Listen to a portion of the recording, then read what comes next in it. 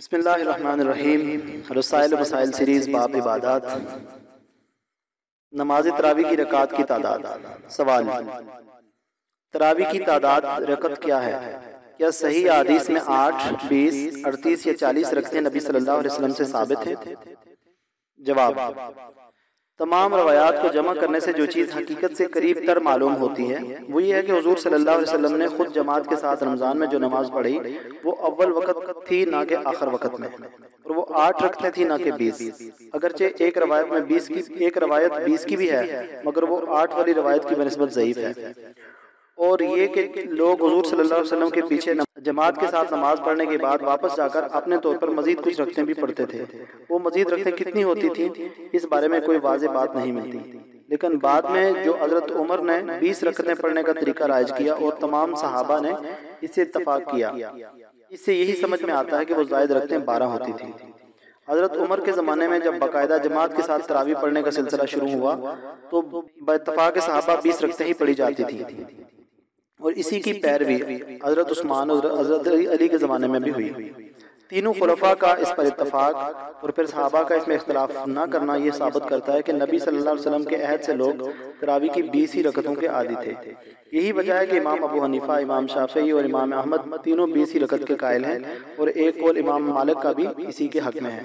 दाऊद ज़ाहिरी ने भी इसी को सुन्नत साबिता तस्लीम किया है। हज़रत उमर बिन अब्दुल अजीज़ और हज़रत अबान बिन उस्मान ने 20 के बजाय 36 रकतें पढ़ने का जो तरीका शुरू किया उसकी वजह यह न थी कि इनकी तहकीक खुलफाए राशिदीन की तहकीक के खिलाफ थी, बल्कि उनके पेश नज़र ये था कि मक्का से बाहर के लोग सवाब में अहले मक्का के बराबर हो जाए। अहले मक्का का कायदा यह था कि वो तरावी की हर 4 रकतों के बाद काबे का तवाफ़ करते थे। इन दोनों बुजुर्गों ने हर तवाफ़ के बदले 4 रकतें पढ़नी शुरू कर दी। ये तरीका चूँकि अहले मदीना में राज था और इमाम मालिक अहले मदीना के अमल को सनद समझते थे, इसलिए उन्होंने बाद में 20 के बजाय 36 के हक में फतवा दिया। तरावी के रकात के बारे में एक दूसरा सवाल समाअत फरमाइए। आपका एक जवाब नमाज तरावी के बारे में हफ्त रोज़ा एशिया लाहौर में शाया हुआ है, जिसे पढ़कर मालूम होता है कि आपने मसले की कोई आलिमाना तहकीक नहीं की, बल्कि एक चलती सी बात समझौता कराने वालों की कर दी है, जिससे मसला बजाय सुलझने के उलझ गया है। एक तरफ तो आप फरमाते हैं कि हज़रत सल्लल्लाहु अलैहि वसल्लम की तरावी 8 रकत ही थी, दूसरी तरफ आप फरमाते हैं कि हज़रत उमर ने 20 जारी की और तमाम सहाबा ने इस पर इत्तफाक किया और बाद के खुलफा ने इसी को दस्तूर बनाया। अब सवाल पैदा होता है कि जब सुन्नत नबी 8 ही है तो फिर हज़रत उमर ने 20 कहाँ से ले ली और क्यों कर इनको मुकर्रर कर दिया? तमाम सहाबा और खुलफा ने सुन्नत नबी को नज़रअंदाज करके 20 पर कैसे इजमा कर लिया? क्या ये मुमकिन है कि सहाबा ऐसी जसारत करें? मौलाना, या तो 8 सुन्नत नबी नहीं है या फिर 20 पर इजमा नहीं। जब सुन्नत नबी बकौल आपकी 8 ही रकत हैं तो बजाय ये कहने के कि हज़रत उमर ने 20 जारी की, क्या ये कहना ज़्यादा करीने क्यास नहीं कि हज़रत उमर ने 8 ही जारी की थी?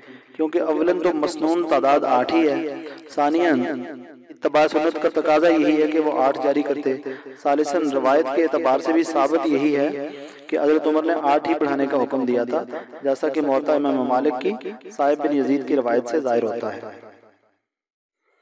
इमाम मालिक ने फरमाया, जितनी रकतों पर हज़रत उमर ने लोगों को जमा किया वो मुझे ज़्यादा प्यारी हैं और वो 11 रकत ही हैं, और यही रसूलुल्लाह सल्लल्लाहु अलैहि वसल्लम की नमाज है। इनसे पूछा गया कि 11 रकत मैं वितर?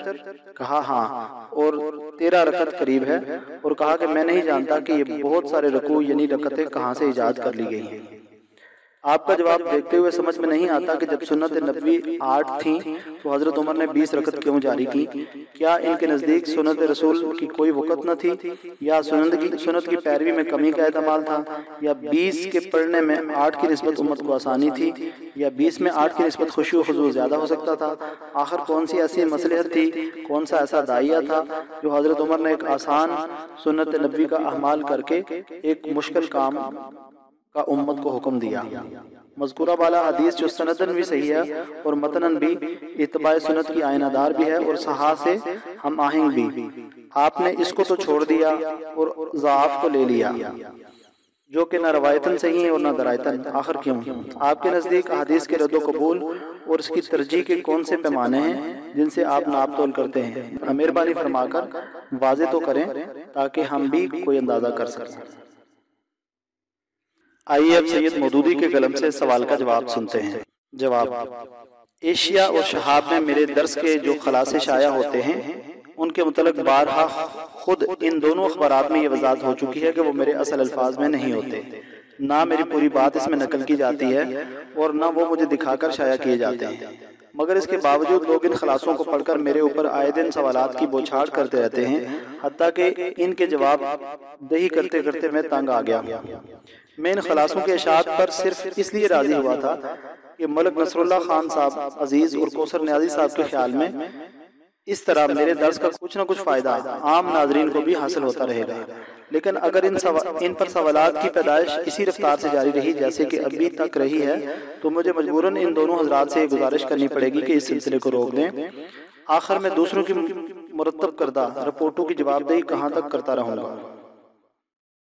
तरावी की रकात का मसला इन मसाइल में से है जिन पर मुद्दत दराज के झगड़ों और मनाजरों ने फरीकैन को बेइंतहा ज़कीउल हिस्स बना दिया है। इसी वजह से 8 रकत या 20 रकत का लफ्ज किसी की जबान से निकलते ही कोई एक गिरोह इस पर आस्तीनें चढ़ा लेता है और चैलेंजबाजी शुरू कर देता है। मज़कूरा वाला सवाल इसी कैफियत का नतीजा है। हालांकि ये मसला ऐसा नहीं है जिस पर इतने झगड़ों की कोई हाजत हो। अगर किसी के नजदीक 8 रकत ही साबित हो तो वो 8 पढ़े और खामखा 20 रकत को बिदअत करार देने पर अपना जोर सरफ ना करे, और अगर किसी के नजदीक 20 रकत ही साबित हो तो वो 20 पढ़े और 8 रकत पढ़ने वालों की मुखालफत में वक्त ज़ाया ना करता फिरे। दुनिया में इस्लाम और मुसलमानों को इससे बदरजा ज्यादा अहम मसाइल दरपेश हैं जो हमारी तवज्जो और मेहनत और औकात और अमवाल का मुतालबा कर रहे हैं। उनको छोड़कर इन मसाइल पर झगड़ने और बहसें करने में सारा जोर लगा देना खुदा के दीन के साथ इंसाफ नहीं है। मोहतरम साहिल ने यह साबित करने की कोशिश की है कि 8 रकत से जायद पढ़ना खिलाफ सुन्नत है, और इस दावे की बिना उन्होंने इस बात पर रखी है कि नबी सल्लल्लाहु अलैहि वसल्लम ने तरावी में 8 ही रकत पढ़ी है। हालांकि अगर इस बुनियाद पर 8 रकत से जायद पढ़ने को खिलाफ सुन्नत कहना दुरुस्त हो तो फिर तमाम उम्र में तरावी सिर्फ 3 मरतबा ही जमात के साथ पढ़नी चाहिए और इससे जायद पढ़ने को भी खिलाफ सुन्नत करार दे दिया जाना चाहिए, इसलिए कि हुजूर सल्लल्लाहु अलैहि वसल्लम से बाजमात तरावी सिर्फ इसी हद तक साबित है। सवाल यह है कि अगर इस मामले में हजरत उमर का इज्तिहाद कि हर रमजान में बिल इल्तिजाम तमाम मसाजिद में हर रोज बाजमात तरावी का एहतमाम किया जाए, आपने कबूल फरमा लिया और इसे खिलाफ सुन्नत करार नहीं दिया, तो आखिर तरावी के लिए 20 रकत मुकर्रर करने के बारे में इनका इज्तिहाद किस दलील से खिलाफ सुन्नत हो गया। साहिल फाजिल की ये कोशिश कि हजरत उमर से 20 रकात के सबूत ही में सिरे से शक पैदा कर दिया जाए, दर हकीकत मुकाबरा के सिवा कुछ नहीं है। ये बात करीब करीब यकीनी तौर पर साबित है कि हजरत उमर ने तरावी के लिए 20 रकात मुकर्रर की थी, सहाबा ने इसे कबूल किया और इसके बाद भी खुलफा और सहाबा का अमल इस पर रहा। तिरमिज़ी का बयान है। अक्सर अहले इल्म इसी मसलक पर हैं जो हजरत उमर और हजरत अली और इनके अलावा दूसरे सहाबा से मरवी है, यानी 20 रकात। मोहम्मद बिन नसर अल मरूजी ने हजरत अब्दुल्ला बिन मसूद का यही अमल नकल किया है। इब्ने अबी शीबा ने इसे हजरत उमर, हजरत अली, हजरत उबई बिन काब और मुतअद्दिद दूसरे सहाबा रिज़वानुल्लाह अलैहिम का असर बताया है। इब्ने अब्दुल बर कहते हैं कि जमहूर उलमा 20 रकत ही के कायल हैं और सहाबा से इस बारे में कोई इख्तिलाफ मनकुल नहीं हुआ है। अल मगनी में इब्ने कदामा लिखते हैं, इमाम अहमद बिन हम्बल के नजदीक तरावी के मामला में 20 रकात ही का मसलक मर्जे है और इसी के कायल सुफियान सौरी और इमाम अबू हनीफा और शाफी हैं, मगर इमाम मालिक 36 के कायल हैं और वो कहते हैं कि कदीम से इसी पर अमल चला आ रहा है। इसके मामले में हमारे इस्तदलाल यह है कि हजरत उमर ने जब मुतफर्रक तौर पर तरावी पढ़ने वाले तमाम लोगों को उबई बिन काब की इमामत में जमा किया तो हजरत उबई 20 रकतें पढ़ाते थे, और हजरत अली से भी यही साबित है कि उन्होंने एक शख्स को रमजान में 20 रकत तरावी पढ़ाने पर मामूर किया था। ये अमल करीब करीब इजमा का हम मानी है। अगर ये साबित भी हो जाए कि बाद में तमाम अहले मदीना 36 रकत तरावी पढ़ने लगे थे, तब भी जो कुछ हजरत उमर ने किया था और जिस पर सहाबा इनके जमाने में मुत्तफिक हो गए थे, इसी की पैरवी करना ज्यादा बेहतर है। इसके मुकाबले में मोहतरम साहिल का तमाम तर एतमाद सिर्फ इस रवायत पर है जो इमाम मालिक ने मुअत्ता में साहिब बिन यजीद से नकल की है और जिसमें वो कहते हैं कि हजरत उमर ने वितर समेत 11 रकते पढ़ने का हुक्म दिया था। लेकिन इस सिलसिले में 3 बातें काबिल गौर हैं। अव्वल ये कि इसी मुअत्ता में इमाम मालिक यजीद बिन रुमान की रवायत नकल करते हैं कि हजरत उमर ने वितर समेत 23 रकते पढ़ने का हुक्म दिया था, मगर मोहतरम साहिल ने इस रवायत को नजरअंदाज कर दिया। दोम ये कि वही साहिब बिन यजीद जिनसे इमाम मालिक 11 रकत की रवायत नकल करते हैं, इनसे एक दूसरी रवायत बेकी ने सही सनद के साथ 23 रकत के हक में नकल की है और इससे ये गुमान होता है कि हज़रत उमर ने अगर पहले 11 रकतें मुकर्रर की भी थी तो बाद में इनको 23 रकत से बदल दिया होगा।